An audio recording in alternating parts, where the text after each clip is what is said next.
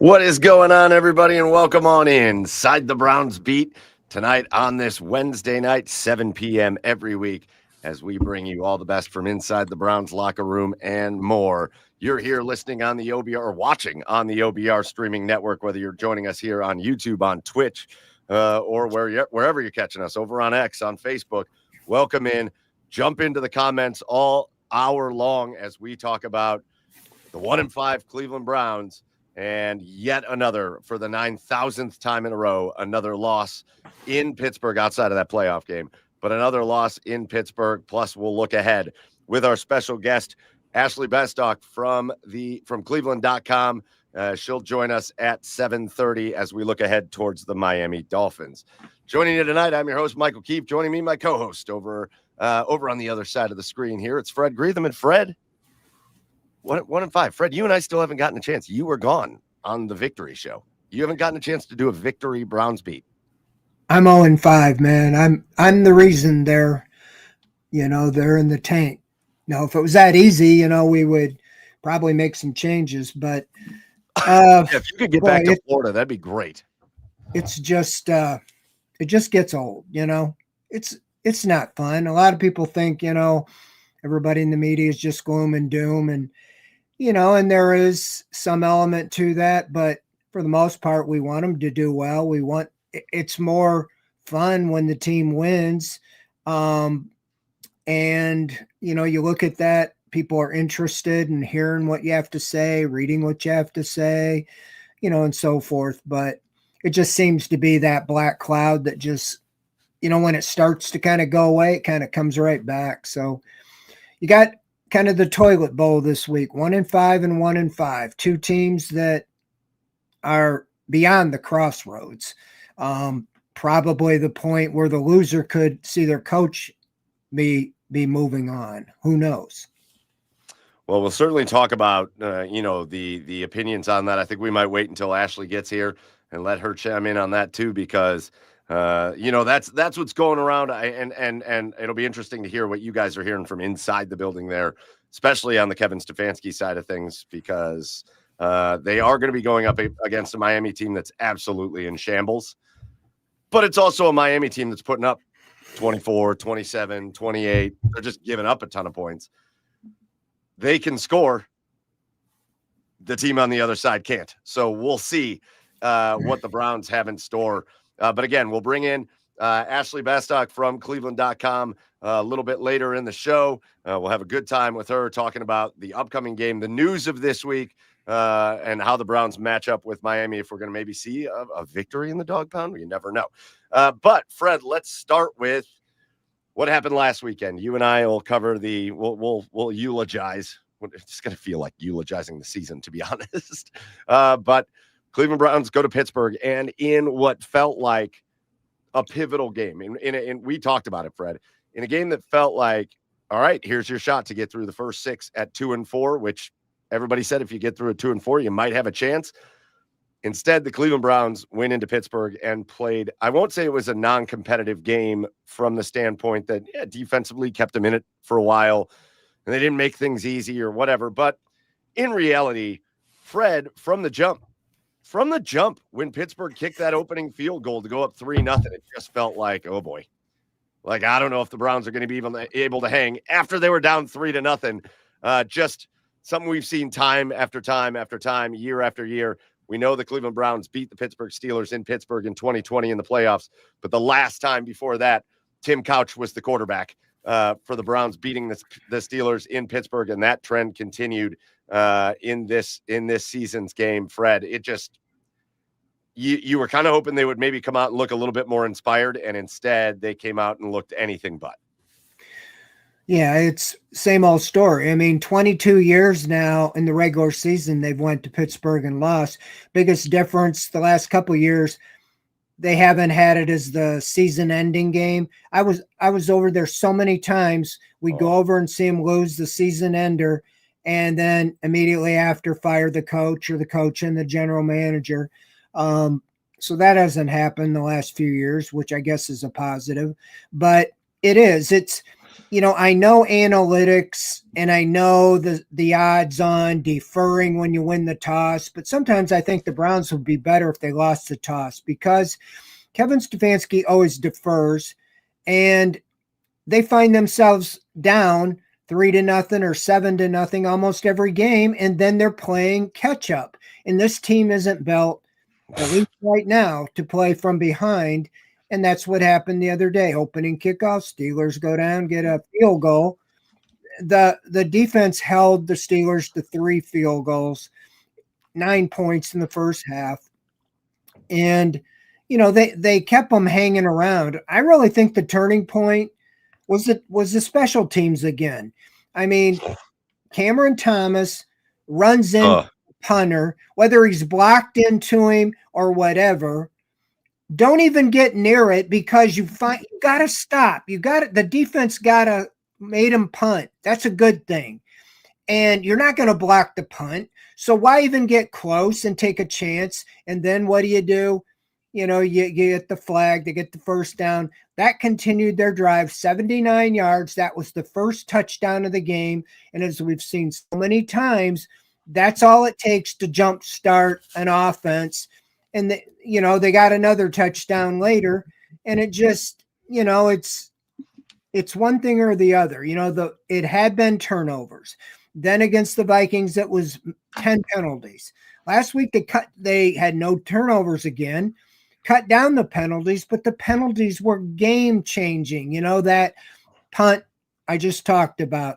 Jerry Jeudy negates, finally caught the ball for 12 yards, and then he gets a 15-yard personal foul, for taunting. And they had false starts in key spots. They were behind the chains over and over. And so they have no margin of error, but they're not dictating anything to the other team. It's like the Steelers just imposed their will and dictated the game. And I'll rant a little more, Mike.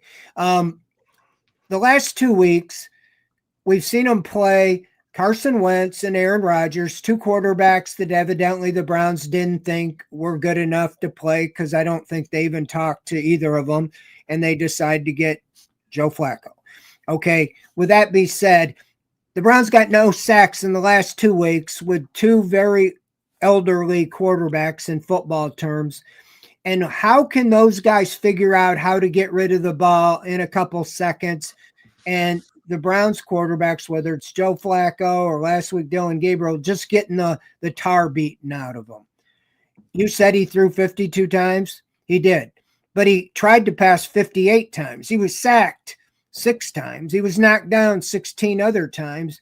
To ask your rookie to go into Pittsburgh and throw the ball 58 times is an abomination. I mean, we were complaining that Flacco shouldn't be thrown at 45 times. And here you got, the rookie throwing 52, 58 times. And we can talk about Quinshon Judkins, the lack of use with him. I asked Stefanski the other day, and he said, well, the game was out of reach.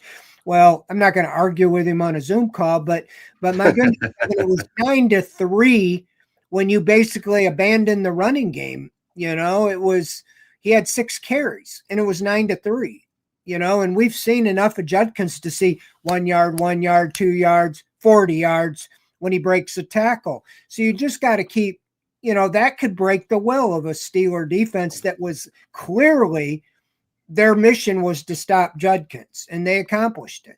But maybe Kevin Stefanski helped in that by thinking, oh, they're going to stop it, so we got to throw it 58 times. Listen, first of all, excellent rant, Fred. I don't get real worked up about them not sacking Aaron Rodgers, because he's going to go into the Hall of Fame as one of the quickest release quarterbacks of all time. I mean, it's what he's made his career on. Doesn't really matter who you put on the offensive line in front of Aaron Rodgers. You don't really even need to invest all that much in the offensive line in front of Aaron Rodgers. And even though he's old as dirt, that's how he plays the game. He gets rid of the football, and he's not going to let you go back there and hit him a bunch of times. I still am salty about the fact that they didn't hit Carson Wentz more than they did. Yeah, listen, that stuff from Kevin Stefanski. And I'm glad you didn't argue with him on a Zoom call, because you don't want to argue with him on a Zoom call. By the way, did we ever figure out if Jeff Shadell's cat is okay? Is his cat fine? You've had Jeff out here. He has legendary moments in these, and it's inadvertent a lot of times. I talked to him today, thanked him for being on the show, and we were laughing. But yeah, Jeff's he's got some good ones, and he's not afraid to ask the tough ones. Yeah, Fred, but let's really put this into perspective. This game wasn't out of hand until it got out of hand at the end. It was 9-3 at halftime. It was what, Pittsburgh came out and scored a touchdown, and the Browns scored another field goal. So it was on the roughing the penalty, roughing right. Punter. It was 16-6 in the third quarter. That's not out of hand. That's the stuff. This is the stuff that's starting to really turn the tide on Kevin Stefanski, unfortunately. And I'm not ever going to be Mr. Call for a coach's head and job and all that stuff. I'll never be first in that line. But come on, then. If it's a 10-point game and you have a rookie quarterback in Pittsburgh who is I mean, listen, it's not like Dylan Gabriel was terrible. He wasn't very good, but he wasn't terrible.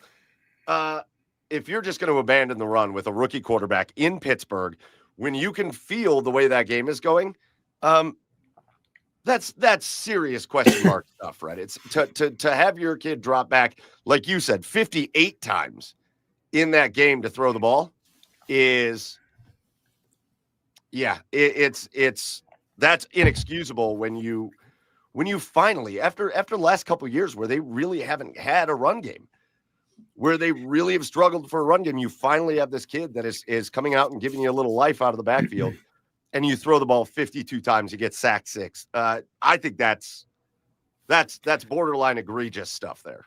Well, even if you're behind 16-6, you can still run the ball. I mean, yes, there was 11 minutes to go, and then here's even worse. And that was my follow-up question. 1st and goal on the 3, and you threw it 3 straight times. Judkins wasn't even involved. He didn't even touch the ball. Even if you don't want him to run it there, throw a little swing pass to him. That was more than anything. If you can't run the ball, then throw it to him out like you did when Sampson the first game or two, because Judkins going to get more yards than Sampson breaking tackles, and you never know. He beats a linebacker and he's gone. That's the thing with me. That's what I was saying. I feel like they're trying to outsmart themselves. Oh, Tomlin praised Judkins and said he's very similar to Nick Chubb, and he loved Nick Chubb. And well, so you just can't, as the coaching staff, say, oh, they're going to shut him down, so we're not going to worry about that. We're going to pass the ball. And the Steelers, they just said, we're going for it. And the Vikings, I would say, have a better defense than the Steelers. Yes. And the Browns and Judkins ran fine. He rushed for 110 yards. He had 23 carries. Like I said, he might not get one for 4, 5, 8, 10 carries, but on that 11th, it might be worth it all to get a 50, 60-yard run. And so that's what's frustrating, especially with the young quarterback. That's why you and I have harped for, up till the whole beginning, it made sense to go with Flacco for the first 6 games, get past that horror house of going to Pittsburgh, and then let the guy have a chance to, even if they were 1-5 with Joe Flacco, you're starting fresh here with Dylan Gabriel, say at home against Miami. That would have made more sense to me. I see why they did it, but still, it just is really preponderous that they, like I said before, the Vikings had a better defense. Now, Steelers, obviously, in the past, always had a great defense, but they had really been struggling against the run and all the way. And it just seems like you just played into their hand. Yes. By only running the ball 12 times. I mean, why do you got to give up so quickly when you got a weapon like that? And it's not like you got tremendous weapons in the receiving game or anywhere else. Why not use this guy pass catching and running? I was more upset that he got no receptions. I mean, the guy is getting the most play, the biggest yardage, chunk yardage that they have running and passing. So you got to just use him. Fred, you've nailed it on so many of these points. One, it's hard to look back at Nick Chubb and remember that there were plenty of games, even in the heyday of heydays for Nick Chubb, there were plenty of games that he was at a point where he had 12 or 13 rushes for like 40 yards. And he wasn't having a great game. And then all of a sudden, it would be one rush for 63 yards for a touchdown. And all of a sudden, it looked like Nick Chubb had a monster game. That's what good running backs do. Good running backs wear down the other team, even if the other team gets ahead of that running back a little bit to start. And even if they make him work for it, good running backs do that. And Quinshon Judkins is a good running back. I also like that you brought up the play calling in the red zone, because it wasn't just that 1st and goal from the 3. Although I will say, the only thing that drives me nuts is when people scream and yell that they pass the ball on 1st down. That, I think, is usually a good play call. Teams are going to expect the run on first down. So run a little play action, try to pass the ball, fine. But to pass it 3 straight times there is wild play calling with a rookie quarterback, with wide receivers that are struggling. It's a pretty outlandish thing. But 3 trips to the red zone. Pittsburgh only had 1 trip to the red zone. They were 1 for 1. The Cleveland Browns had 3 trips to the red zone. They moved the ball down into the red zone, but they came away with no touchdowns. And that's there's your difference in the football game. That's assuming they kick those field goals instead of 21 points, you wind up with 9. And at least it makes it close. It makes it competitive. Who knows what happens on Pittsburgh's side, but you can't be, especially the way they're playing right now, you can't be making trips, Fred, into the red zone and coming away with only field goals all game long. You can't. No, and to belabor the point on Judkins, even if you spread it out, like go 5 sideline to sideline with all your receivers and tight ends and give him a draw up the middle, or something. But to at least just give him a chance from the 3-yard line, that just is unbelievable. Even going back, to the Vikings loss, at the end there when they let the Vikings get the ball back and it did the run pass, which is the most predictable. That's where on first down would have been a perfect time to throw a short little pass, try to pick up 5, 6, 7 yards to set up, shorter situations for the run. So it's just all the way around. I really like Kevin as a person.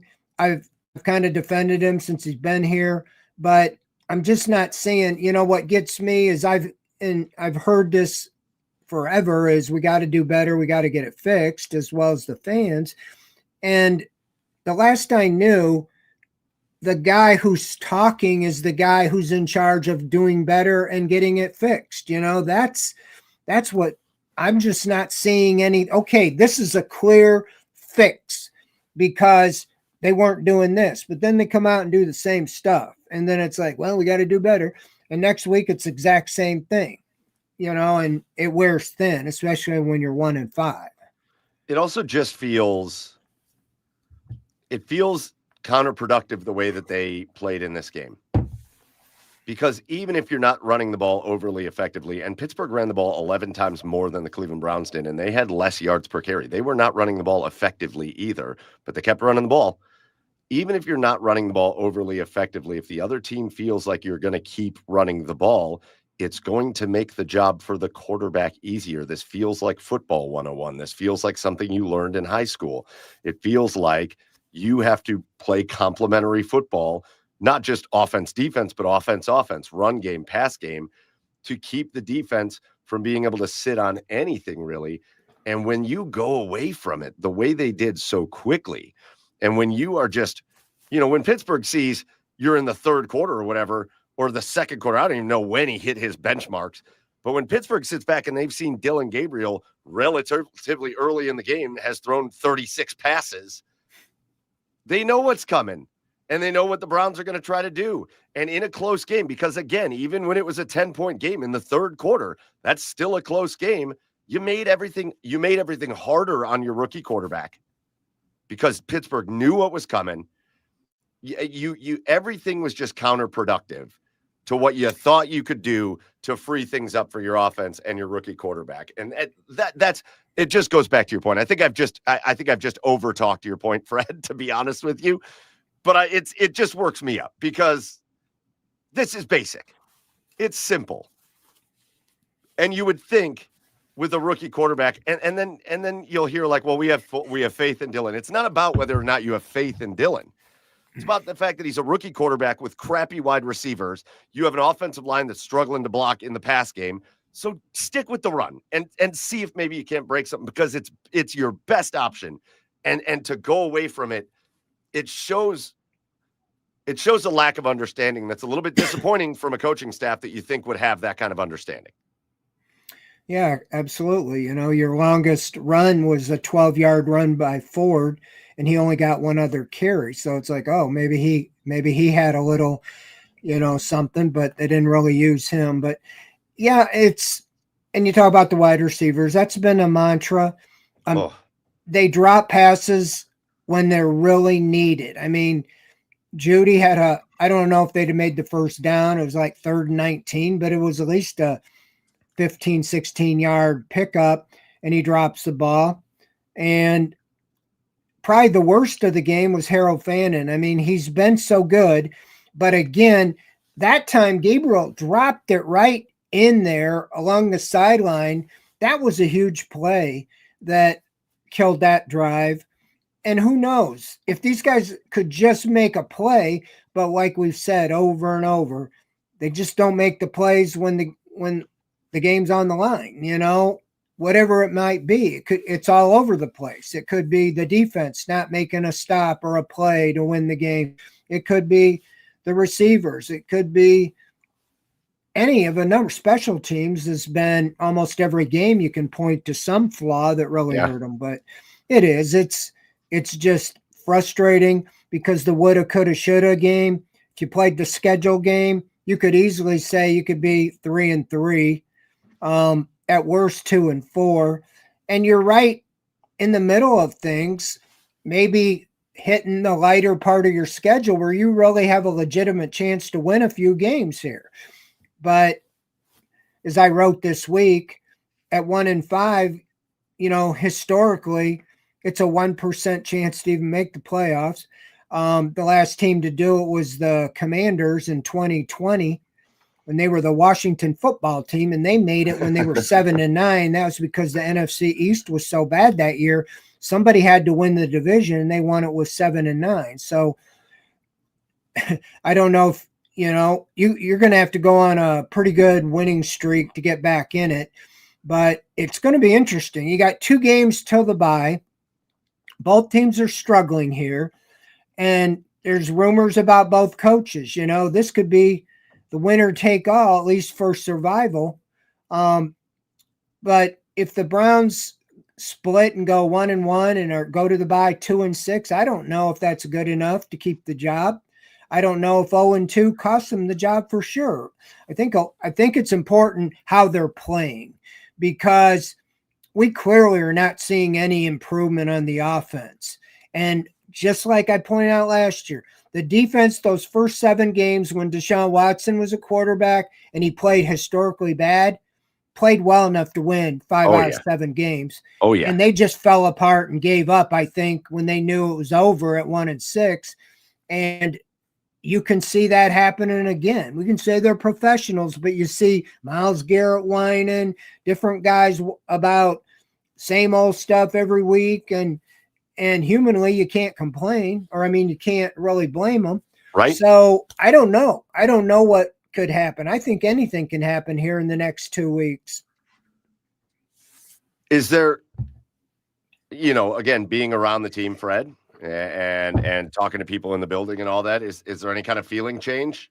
Has there been any kind of noticeable just kind of change in the tone in the building? Like, listen, obviously a natural tone change is going to happen when you go from 0-0 and 1-5, and you lost a game because you couldn't kick field goals at number 1. You should have won that game.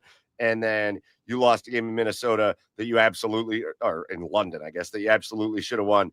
Again, they've left. You said it, Fred. They left. There are 2 to 3 games that they could have won to start this year that they just decided they didn't want to. Is there any tone change happening there in the building that's any kind of noticeable to you?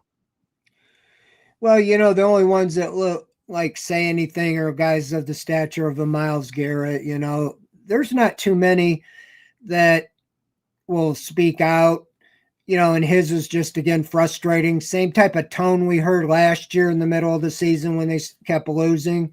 Denzel Ward, was asked about the coach's status. He said, no, we can win some games and our focus is winning games. And yeah, win will change the dialogue, but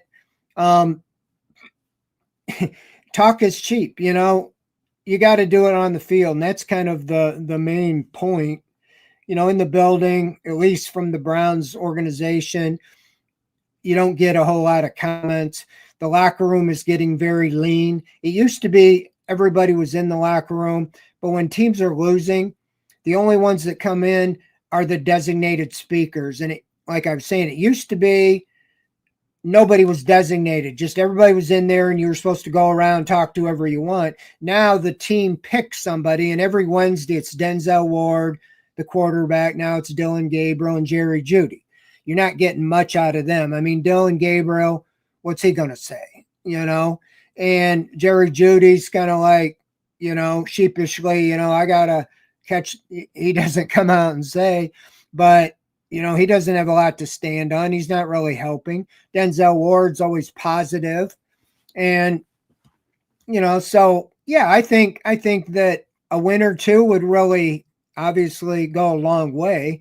None of them are going to speak out against the coach or say that they don't believe in those type of things, but they're playing the field. I wouldn't say the players are not playing for Stefanski up till now, but I think they want to feel vindication for what they're being told in practice. They're practicing, you do this, we win, and then they lose, and they're not seeing any improvement. So that's more than anything. And it would help with the offense, just score 20 or more points, and they got a golden opportunity this week. I mean, this is the worst rushing defense in the NFL, giving up 168 yards a game. 168 yards a game, rushing. If you can't give the ball to Quinshon Judkins 30 times, I don't know when you can. Over under on 52 pass attempts for Dylan Gabriel. Oh, man. Listen, again, somebody said it in the comments earlier. I'll flash it up on the screen if I can go back and find it. But it always hurts a little bit more when you lose to the Pittsburgh Steelers, and they just find a way to do it there in Pittsburgh so many times. And that's another disappointing thing. We talked with Dan Lobby last week, and you and Dan both talked about Pittsburgh's defense really being a defense that capitalizes on other teams' mistakes. They're way ahead in the turnover margin, but when they're not turning other teams over, they're not really all that great. And the Cleveland Browns avoid turnovers. Second week in a row, no turnovers for the Cleveland Browns. The turnover thing has really kind of righted itself since Gabriel came in, but they're also not threatening anybody either. And they did kind of the opposite. The Pittsburgh Steelers weren't able to take the ball away, but the Cleveland Browns still couldn't make them pay for it and made them look like one of the best defenses in the league. And that was tough to watch. So I don't know if I can talk about the Cleveland Browns and the Pittsburgh Steelers much more. Instead, with 7:30 hitting us right about here, it's time to bring in our special guest. I will want to start. I do want to talk about one other thing in regards to Pittsburgh, but we'll let our special guest chime in on this as well. Fred, let's bring her in right now.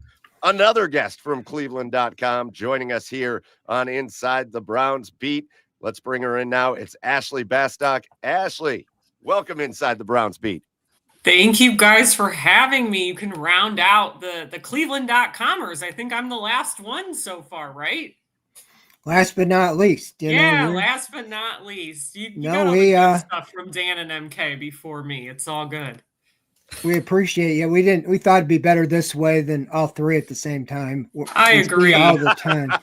It's too much. It's too much to see all three of us together. Myself and Mary Kay, we like to torture Dan about our YouTube videos because he edits those, and we call it the tiny pick. So every day we do these videos, we do this stand-up, and I truthfully never watch them back. I only look at the picture of the three of us, and it determines the quality of my day for the rest of the day. So we've tortured poor Dan over that for weeks and weeks and weeks already this season.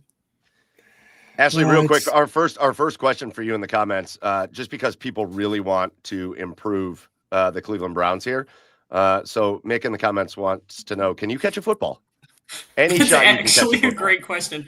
I would say there is. I played basketball for 18 years. So, I don't know how well the skills would translate, but girls flag football was not a thing yet when I was still in high school. But I like to think I could watch the ball into my hands and get it. I think if I was a football player, I would be a great tight end. I think that would be my calling, truthfully.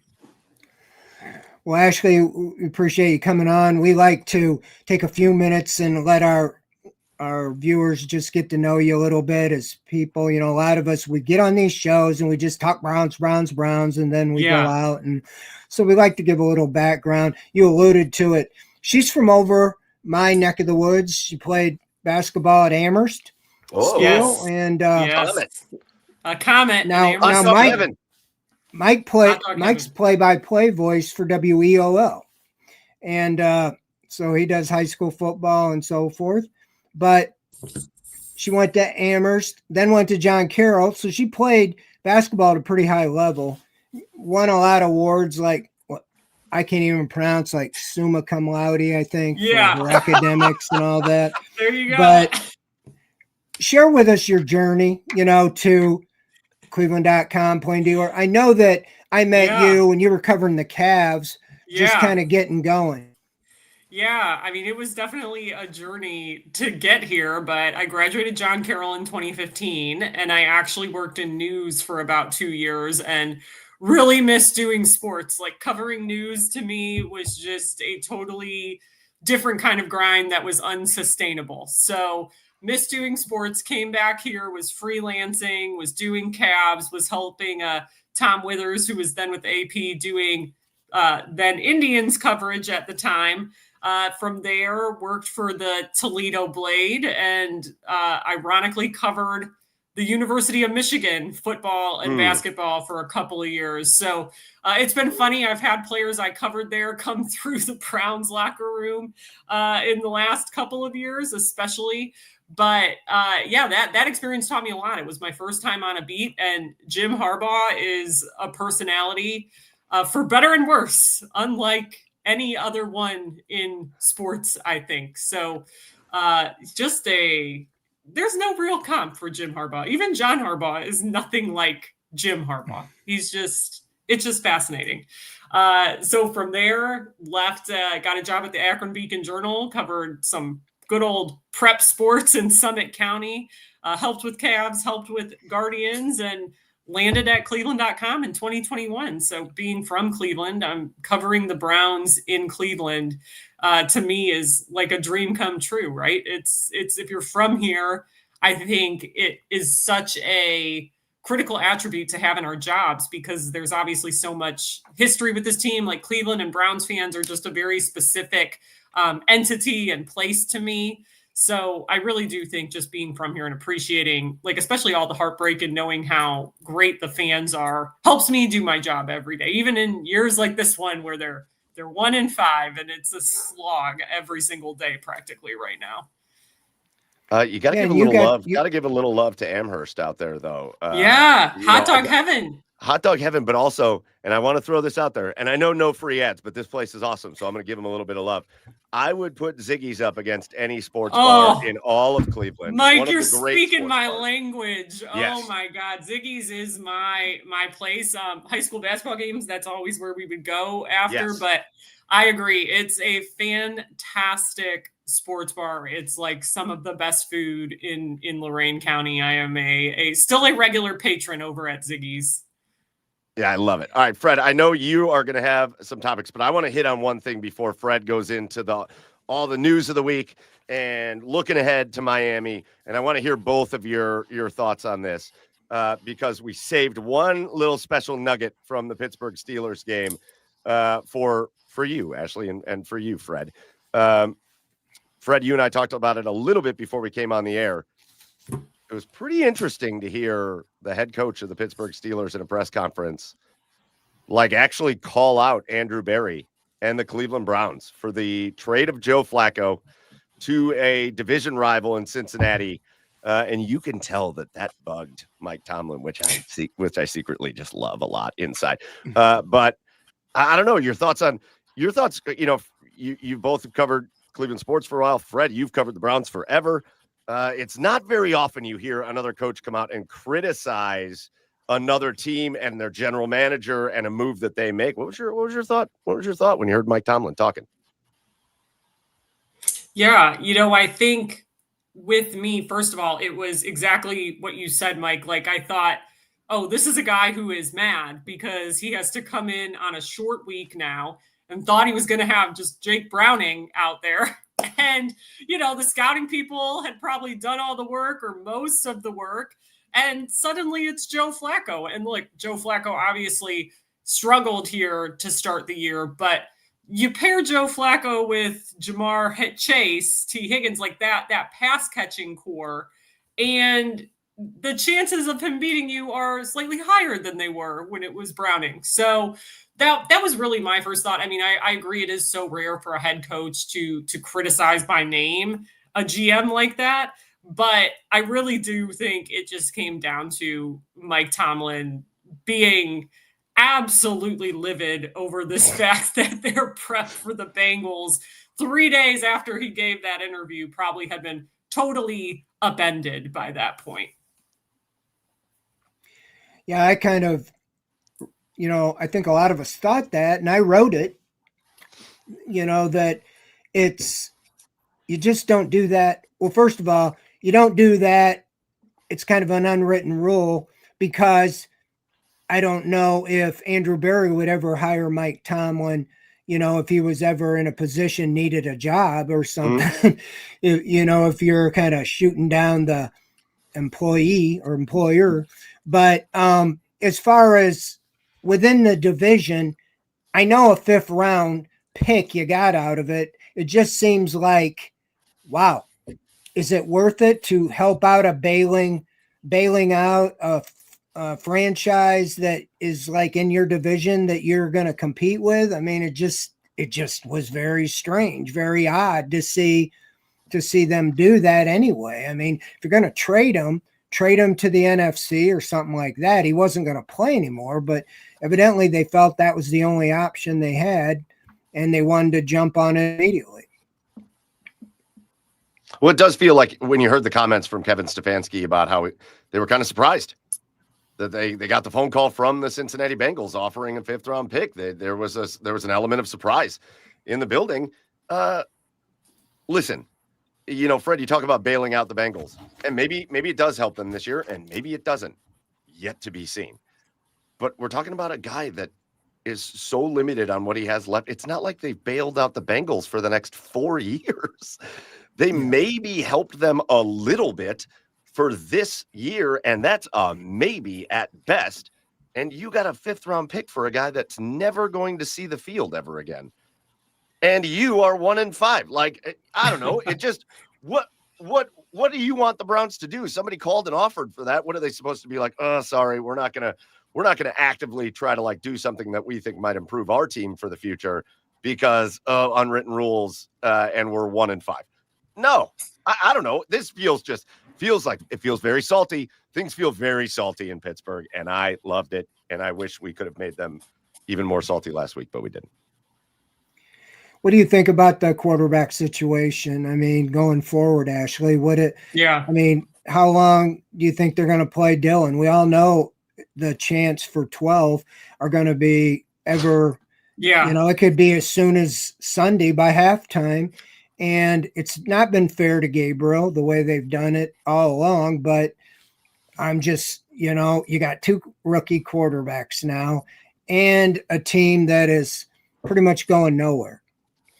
Yeah, it's a great question. I think right now where I'm at, I certainly still want to see Shedeur Sanders at some point this season. I think most people do, and I think the Browns do, right? I mean, I've kind of been operating under that assumption ever since we talked to Jimmy Haslam in training camp, and he talked about wanting to see both of these rookies start.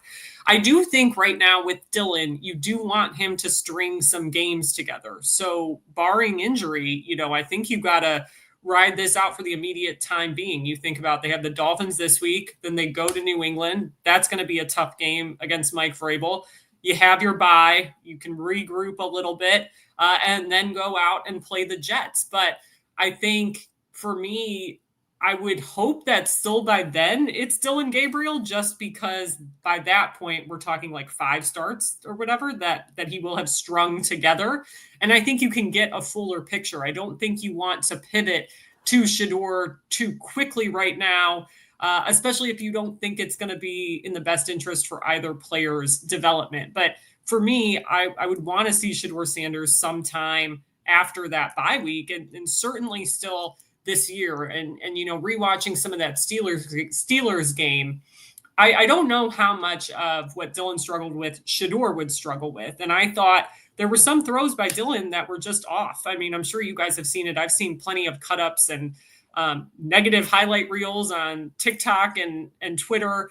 Some of these throws that were misplaced, the 4 dropped interceptions. So Dylan has the processing, but not necessarily the ball placement. And Shador has the accuracy and the ball placement and things like that. But of course, we know when he had offensive line issues at Colorado, that's when he struggled. And those issues were very real and not his fault. But right now I look at the Browns tackle situation, and before they throw Shador Sanders into the fire, I would hope that things are a bit more stable there, because these first 6 games have been 6 different starting O-line combinations. And you might have 7 with this week. You might have 7, yeah. We don't know. In the concussion, and and it's, and you think about that and you look and you say, that's one of the reasons it made sense for Joe Flacco to play those first 6 games. You couldn't have been any worse. You might have been 1-5, but then you'd have a fresh start with Dylan Gabriel at home against a very winnable Dolphin team.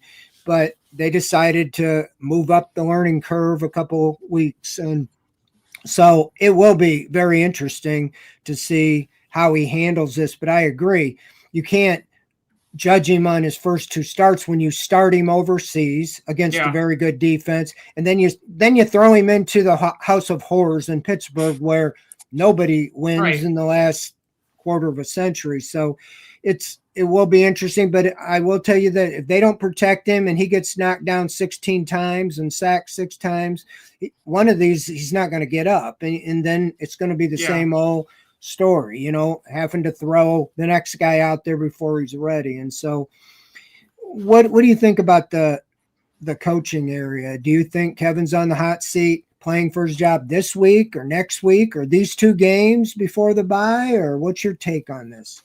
I really don't. And I don't see my opinion changing on this much. I said this on the radio today too, because I think it's such a topic of discussion among fans. But I think for me, what I've been focused on is how focused the Browns as an organization seem to be on this 2026 draft class and the potential for finding that franchise quarterback. That to me has been paramount since even going back to the 2025 draft process. I mean, I can remember Andrew Berry sitting up there after they took Mason Graham and talking about how strong they think next year's draft class is going to be. So I just think right now there's a stability with these guys, and we'll see when we get to the end of the season, I guess, how we all feel about that. But right now I feel like I would be surprised if there was a move made in season, and if his seat actually got hot in a way that went beyond talk radio and podcast fodder and discussion among us, because to me, that's really what it feels like right now, more than anything internal, leaking out. I think part of it is these 2 games and how they play. I mean, if we see the same old thing on offense, you sit there every week with every day almost, we got to do better. We got to fix things. It's like we could write it before he says it. And it's like, but Kevin, aren't you the guy who is in charge of making him better and helping fix it, and you just feel like you're not seeing any tangible growth. Okay, you still lost, but doggone, you look a lot better. I think you're right. This season's about second half. I know I'm dating myself, but back to Bernie Kosar's rookie year, that team was struggling at the bye. They fired the coach. Bernie takes off as a starter. They finished 8-8. They backed in the playoffs, but you knew that team was on their way. They were, and then I'm not saying they're going to go the AFC Championship next year, but you heard it here first. You heard it here first. You want to see them, going upward instead of this status quo, just limping week to week and to another 3-14 season, because you got a lot of young people, but you want to see them now, taking some positive growth and win some games. Yeah, I definitely agree with that. And I think really looking at these next 3 games for me, I think of these next 3, I'm sure you guys will agree, the Patriots is going to be the toughest game. I think, like, obviously they always have a hard time with Mike Vrabel. Mike Vrabel is going to really want to take it to them after being here last year. But you're the other interesting thing I've been thinking about a lot the last week is we think about last year when everything was so awful and terrible, and they go 3-14. The interesting thing about that, though, was their schedule last year was backloaded with away games. This year, it's more backloaded with home games. Yep. So, like, what's it going to look like in 3, 4, 5, 6 weeks from now when the weather turns? If this team has lost to the Dolphins, if this team has somehow lost to the Dolphins and Jets, something like that, like how empty is the stadium going to be? Like, are we going to be hearing more of those boos from the home crowd, right? Like all these things that you then start to wonder, what is Jimmy Haslam going to be thinking about all this, when the other caveat in all of this is they're trying to sell the fan base on this brand new stadium, right? So there's all these other factors at play. But yeah, I mean, I definitely think losing to Miami this week would certainly make things worse in that way and add to the fire. I mean, look, Fred, we were sitting there today and, you know, Kevin's getting asked the questions about, hey, how do you not pay attention to outside noise? And players are getting asked about it. And I think that stuff is only going to get worse with the loss this week too. And then I think that's when things start to snowball. Yeah, absolutely. And that's why I say how it's easy to go into a season thinking, okay, we're going to play a lot of young guys and we're going to be competitive, right, to sell it to the veterans. You got 7 veteran Pro Bowlers on that roster, and you can't say we're just rebuilding, but they're rebuilding, trying to do it on the fly. And so that's why I'm saying it's so important how they play, but maybe even the next couple games, because, you know, you can change. You know, we've seen Jimmy Haslam. The last thing he wants to do is go through a whole coaching search and do that. He really likes and hopes it works so bad, but you're seeing over and over, you know, where is the growth, you know, even from week to week and where they're at right now. So what do you think a pathway to a win this week? What would you see as the path to a win this week over the Dolphins? Well, I think for the Browns offense, it's going to be getting something going against a bad Dolphins defense. Like you said, Fred, I mean, especially in the run game, like they need to be handing it off to Quinshon Judkins more when we're talking about a Miami team giving up 168 rushing yards per game. Like that should be an easy gimme and hopefully a burst from this offense because they can't defend against the run. Now, I think still in order to do that, you're going to have an effective pass game, and it's going to have to look a little more put together than it did in Pittsburgh. And then I think the Browns defense needs to play like they are one of the best units in football. Like that to me has the biggest potential to be the difference in this game because both these teams are 1-5. Both these teams have struggled, but Cleveland has what is, I think, an elite defense. I think this is the best defense or defensive line, at least, that Jim Schwartz has had since he's been a coordinator here. And I think, unfortunately, they've not gotten the recognition for that because of the losses. And I think they could use a nice bounce back from 2 weeks ago with what happened in Minnesota, or what happened against Minnesota in London, I should say. And they need to get some stops and they need to get some takeaways. Like that is forever the conversation I'm having about this defense. So that to me is the formula. Takeaways from the defense. Don't let them score and take advantage of the Dolphins' poor run defense. Fred and Ashley, if we want to talk polar opposites on a certain area as we talk about this game against Miami, it's a Miami team that's 1-5, but something very different about this Miami team is that they haven't scored less than 20 points in a game this season. They are up over 20 every single game.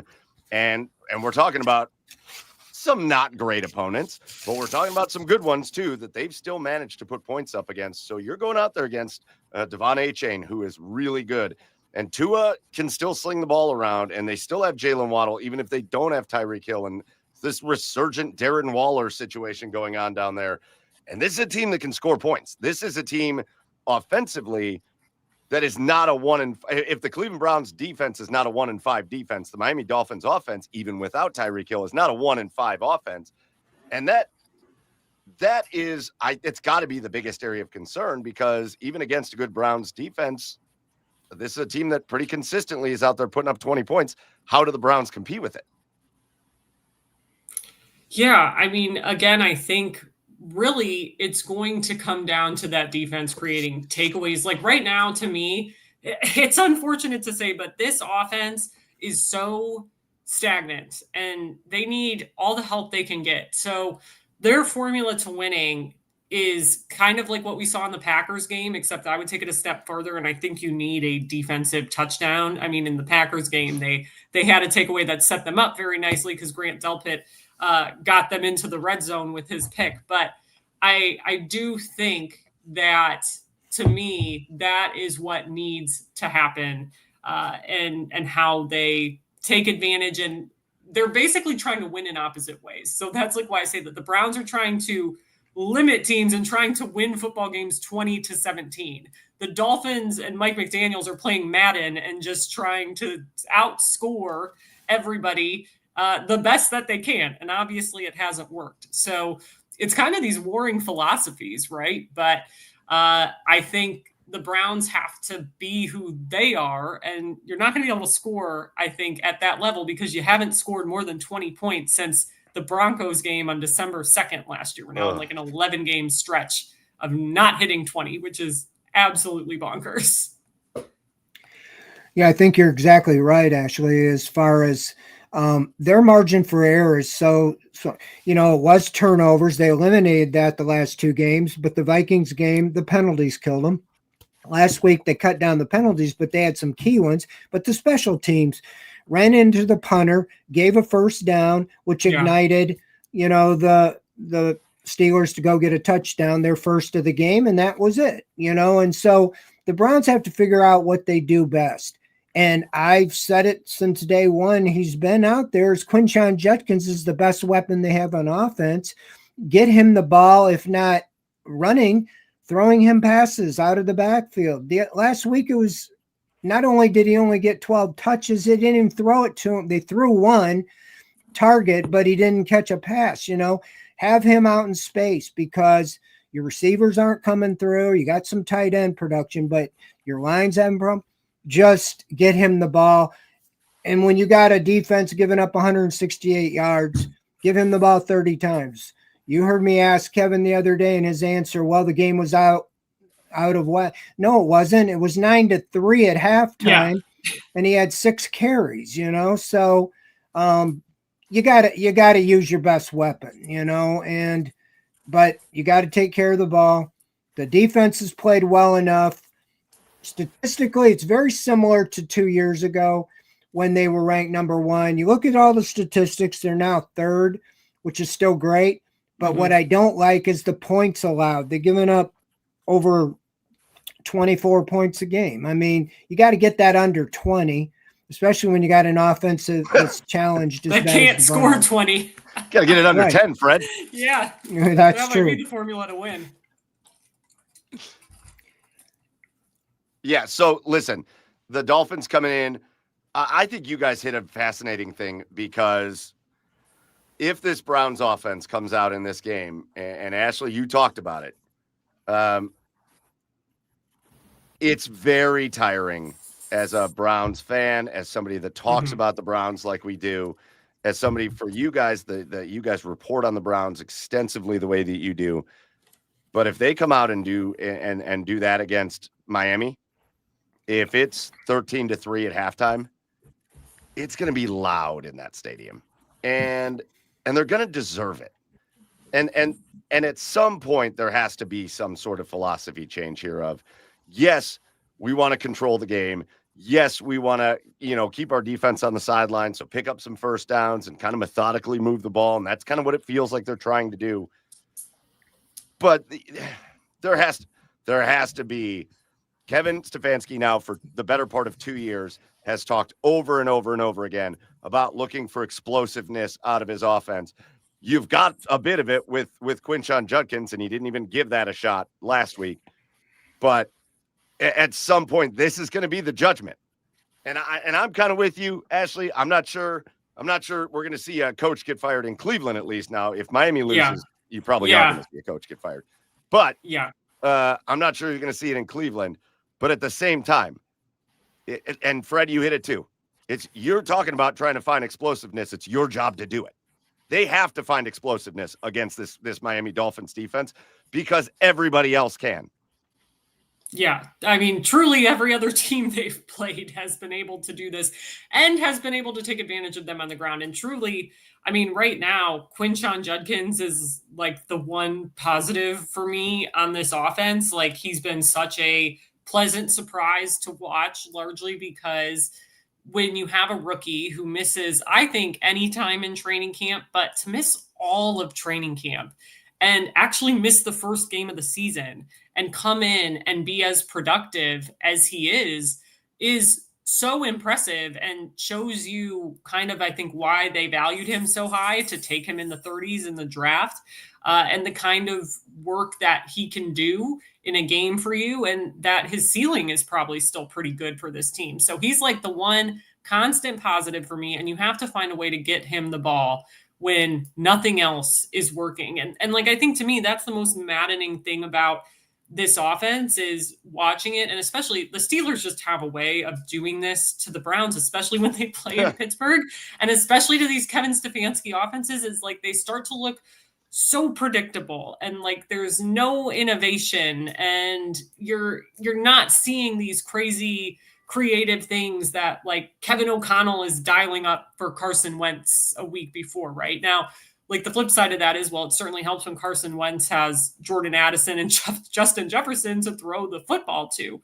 But look, like the Vikings had 4 backup offensive linemen in that game. It didn't stop them from coming back and being creative and winning a football game. So I think we need to see more of that kind of stuff from the Browns and Kevin too. Yeah, absolutely. Fred? Oh, go ahead, Fred. No, I was just saying absolutely. To add on that, Quinshon Judkins went into that game, even though he missed the first game, still in the top 10 in the NFL in rushing last week. And again, I think it's criminal that you didn't use him, So hopefully they learn from that. And this week it's a heavy dose. Ashley, Fred, I want to end with just a couple quick hitters here and just talk about a couple players. Last week was the first week without Greg Newsome. And we got a first look at the player they traded him for, Tyson Campbell, who had some head-shaking moments, but also wound up 5 tackles, couple pass defended as he kind of settled in. As you watched the newest Browns cornerback, just what were your earliest impressions of Greg Newsome's replacement? Yeah, I mean, my first thought with Tyson Campbell is he's just big. I mean, I thought that watching him just speak to us last Friday when we got a chance to after he got settled in here. And I think, like, for people wondering why was he on DK Metcalf constantly, we tried to ask Denzel about that today, and he wasn't really saying much. I'm curious what Jim Schwartz is going to say on Thursday. But like my first thought was, well, he's so big and DK Metcalf is big. Like, I think that you would view that as an advantageous matchup for him, actually. And I do think he looked physical in that game. So I'm curious to see more, because just from the way he's built, I can see why they think he would fit more in this kind of like press man scheme versus the more zone heavy defense that they're running in Jacksonville now. Yeah, I agree with that. I liked like the first play of the game. He stripped the ball of Metcalf, the tight end, and went out of bounds. But he was right on Metcalf. It's just I'd like him to turn around. It seemed like that ball hit him in the middle of his back. If he turned around and looked, it'd have been right in his stomach for an interception. But my biggest question with Schwartz, he wouldn't answer, but why they're so left-right oriented, the Denzel Ward, it was obvious. Put him on Justin Jefferson. They were beating Newsome all over the place whenever they had that matchup. And it seemed like last week, 2-3 days of practice, the Steelers are picking on him every time he was on Metcalf, thinking if he misses the assignment, it's going to be a big play. And they got the touchdown out of it. So I do like his physical toughness. I think he's much more suited to what they want to do than Greg. Great guy. I just didn't think he was, as physical as he needed to be. He's more of a zone cornerback. And when they lost Martin Emerson, I think that tells you a lot because they were forced to play Newsome outside when they wanted to really move him inside. Yeah. Last player I want to ask specifically about before we wrap things up, and I want to end on a positive note because it seems like there's a resurgence here. We talk a lot about a lot of the offensive players. Defensively, we talk so much about that defensive line. We talk a lot about the rookies and Schlesinger and Delpit and Ward and all that stuff. But there's a player that made a lot of good plays out there on Sunday, and he's had a career resurgence, and it's Devin Bush at the linebacker position in a time where they needed desperately not just to have Carson Schlesinger step up in his rookie year, but to have somebody next to him out there making plays when you know JOK is out for this season. And Devin Bush, 2 tackles for a loss last week, seems to always kind of make plays in the backfield, led the team in tackles last week. And Devin Bush really seems like he has kind of found a home, found a place in the middle of this Browns defense. So just want to hear your thoughts on what you're seeing out of Devin Bush, but what also you're hearing in the building and what they're saying about him. Yeah, I mean, I think he has found a way to sort of carve a niche in that room, right? And that linebacker room has gone through so much turnover over the last 4 or 5 years. I mean, we're looking at last year, they viewed it as, okay, it's JOK's room now. He's the future. You know, before that, it was Anthony Walker Jr. was in there and Sione Takitaki. This year, I think they thought they were going to have more of a veteran in Jordan Hicks. Obviously, he decided to retire once they reported for training camp. So that room has been through a lot of changes. And I think Devin Bush has been the guy to step in and really fill that Jordan Hicks void in the sense like he's the vet in the room now, really, when you think about it. Right. And I like he can make those plays and he's very physical, even though he is undersized. Like he's one of those guys you get in front of him and you're like, that guy's the line. Like, what do you mean? That's Devin Bush. Like the first time I saw him, he just plays bigger than he is. And yes. I never covered him at Michigan, but I heard people talk about him in that way, and I think you're seeing it now. I think just that injury when he was in Pittsburgh obviously derailed his career a little bit, but I think this attack style defense where the linebackers are really reading and reacting, he fits well in. Yeah. Credit to him. He really has taken advantage of the opportunity. He was signed last year. It was kind of like, But then when JOK went down, he stepped up. And he's carried over, and, he's a top 10 pick of the Steelers. And then, like so many times, injuries. But sometimes it takes a little time. And it seems like now he's full go. And it's the Browns have been the benefactors, of him. So I think he is a piece going forward. He shows he can play. I think he's on a 1-year deal. Depends on how much money he's going to want, or thinks he can get as a free agent. But no, I mean, he's a piece of the defense, and he's really been a good compliment to Carson Schlesinger. Ashley, you said if the Browns are going to beat the Miami Dolphins this week, they need a defensive touchdown. Who scores it? Ooh, that's a great question. You know what? I'm going to go with Denzel Ward. I feel like we are due for a Denzel Ward pick 6. It just seems like, man, how many breakups he gets. Like, you're right there. He's right there. So I'm going with Denzel.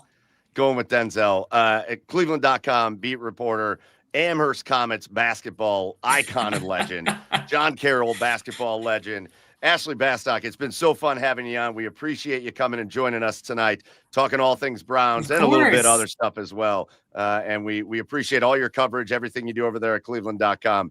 And again, very much appreciate your time here tonight. Of course. Ashley. Thanks, guys. See you tomorrow. See you tomorrow. Yeah. Big shout out to Ashley Bastock from Cleveland.com. Go give her a follow on the Twitters at Ashley Bastock 42.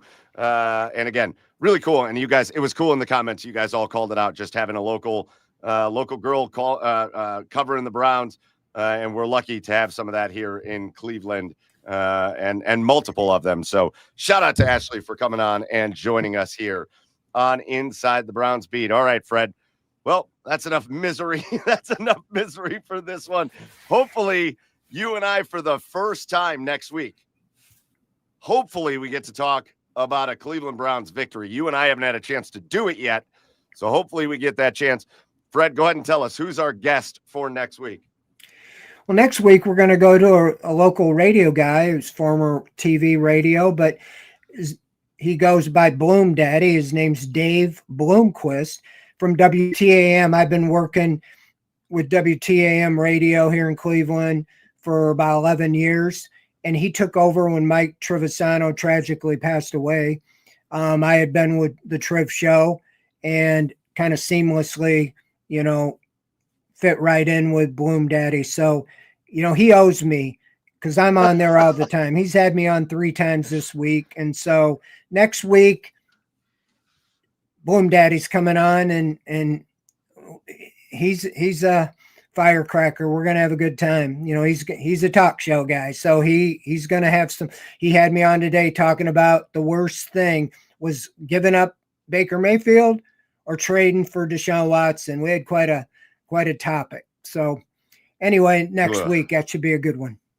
Yeah. Well, I don't want to hear either one of those names right at the moment. Yeah, we're going to have Bloom Daddy on. It's going to be a great time. So again, next week, 7:00, be right here for Inside the Browns Beat. Shameless plug for me. I'll be back in less than an hour, 9:00.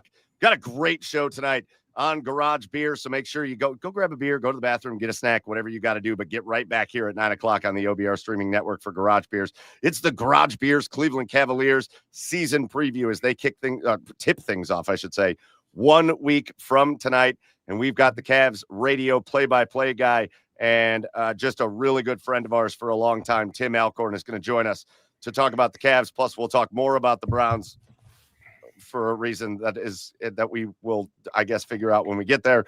We'll talk about the start of the Columbus Blue Jackets season, college football, so much more. You don't want to miss it on Garage Beers at 9:00. We will see you there. All right, Fred, that's going to do it for us for this week's episode. Big thank you to the OBR for hosting us. Get over to theobr.com, hit subscribe, hit like wherever you're following us or watching us tonight, whether it's YouTube, Twitch, or wherever.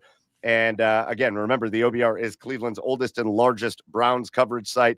So make sure you are tuned into everything OBR. Special thank you goes out to Ashley Bastock for joining us from Cleveland.com. I had a great time with Ashley and always good to get a Hot Dog Heaven reference in on the show. So big time shout out to Ashley. And our biggest thank you goes out to all of you that joined us live here tonight. The comments were great. You guys were awesome. And we appreciate your support. We love that you join us every week. And again, always remember, if you miss it, you can always go back and watch it on YouTube, Twitch, or it comes out on the OBR's podcast version as well. Again, that's going to do it for Inside the Browns Beat. For Fred Greetham, I am Michael Keefe. We'll see you next week. Until then, as always, go Browns. Thank you. See you next week.